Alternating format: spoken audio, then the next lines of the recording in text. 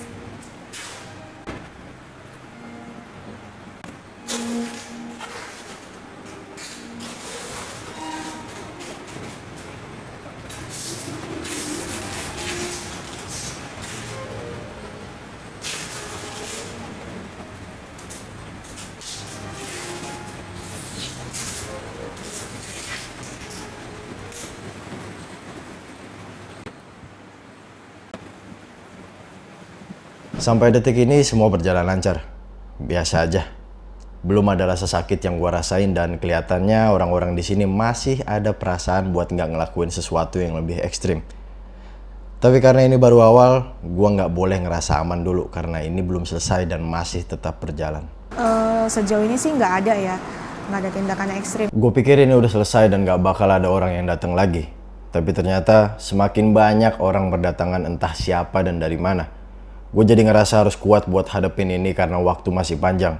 Tapi mereka nggak bakal mikir apapun selain ambil kesempatan dalam kebebasan yang gue kasih.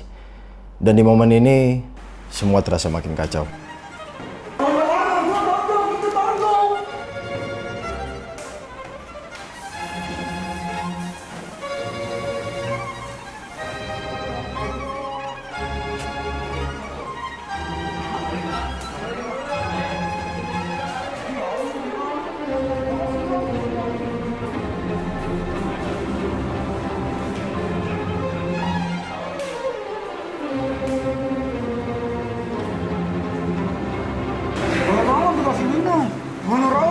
Seperti yang gue expect dari awal, gak semua orang ngelakuin hal buruk. Beberapa dari mereka ada yang ngasih gue makan, minum, dan bahkan ada yang ngasih gue semangat. Maki-maki aja bang, maki-maki. Ini orang sih. Air putih, air putih.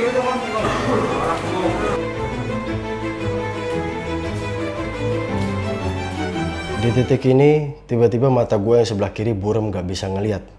Gue takut banget. Dari dulu gue concern banget soal mata. Gue takut banget kalau terjadi sesuatu ke mata gue.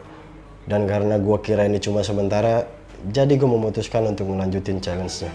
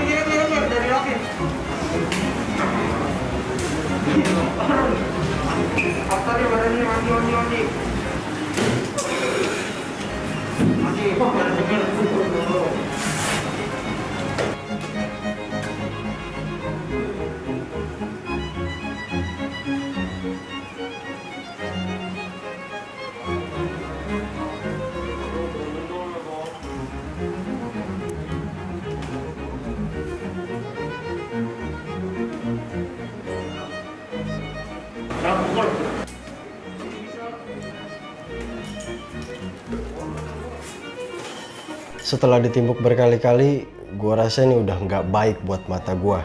Jadi gue memutuskan untuk menyudahi challenge-nya. Sedih, kesel, karena gue nggak bisa nyelesain challenge-nya. Yang awalnya gue kira ini bakal biasa aja dan gue bakal nyelesain challenge-nya. Ternyata ada hal nggak terduga yang terjadi yang mengharuskan gue untuk nyudahin challenge-nya. Astaga. Ketika gue mulai bergerak lagi di akhir pertunjukan, beberapa dari mereka yang ngelakuin hal buruk ada yang minta maaf dan langsung kabur. Seolah-olah dihadapkan dengan sesuatu yang mengerikan. Mungkin mereka ngerasa ngeri bahwa orang yang baru aja mereka siksa tanpa ragu-ragu bertindak selayaknya manusia lagi. Oke, dari hasil eksperimen yang tadi dilakuin, sebetulnya sih kita bisa lihat ya bahwa sebetulnya pada klien kita sendiri itu sudah menunjukkan tanda-tanda distress psikologisnya. Seperti misalnya tadi dia sudah bergetar, seperti itu ya, kemudian menundukkan kepala, menghindar, ada usaha-usaha atau upaya-upaya untuk melakukan penghindaran dari mungkin serangan-serangan yang dilakukan secara tadi random begitu ya, dari stranger, dari responden yang asing yang masuk. Kalau kita melihat seperti itu, ya kita bisa lihat ya bahwa seseorang ketika dalam keadaan yang sangat tertekan, ya dia akan ada upaya untuk sebetulnya berusaha melindungi dirinya gitu. Cuma mungkin dalam keadaan yang sangat terdesak dan terikat ya tadi di lakban, jadi dia susah untuk bergerak. Terus kalau kita tadi lihat ya, sebetulnya nggak semua orang itu tuh ketika dia melakukan satu tindakan kejahatan, dia itu merasa nyaman. Justru dia sebenarnya merasa bersalah. Makanya ketika dia habis melakukan suatu, misalnya dia lemparin bola, habis dia kucurin air, dia lapin mukanya gitu ya pakai tisu. Kemudian habis dikasih makan pisang, dia kasih minum air gitu ya. Maksudnya secara respon manusia, sebetulnya dia ada indikasi untuk dia tuh bisa melakukan hal-hal baik juga kok gitu. Jadi orang itu kadang melakukan kompensasi dari tindakan apa yang mungkin dia rasa udah membuat dia tuh merasa dalam kondisi bersalah. Tadi gua lempar buah, ngasih makan buah. Karena kalau kita sebelum nyiksa orang itu, kita harus ngasih asupan dulu ke orang itu. Hopefully tidak ada kondisi yang serius dari klien kita. Bagus banget sih ini cara kayak gini buat orang-orang yang nggak bisa melakukan emosionalnya. Dan terutama buat abangnya keren banget dong. Sumpah, gua akuin lu kuat banget, gua respect sama lu pokoknya. Bagi gua, aksi ini menunjukkan seberapa liarnya imajinasi seorang manusia dan seberapa mudah manusia bisa dipicu untuk ngelakuin hal-hal yang nggak normal menjadi seakan-akan normal saat beberapa orang mulai ngelakuin hal-hal yang nggak normal tersebut.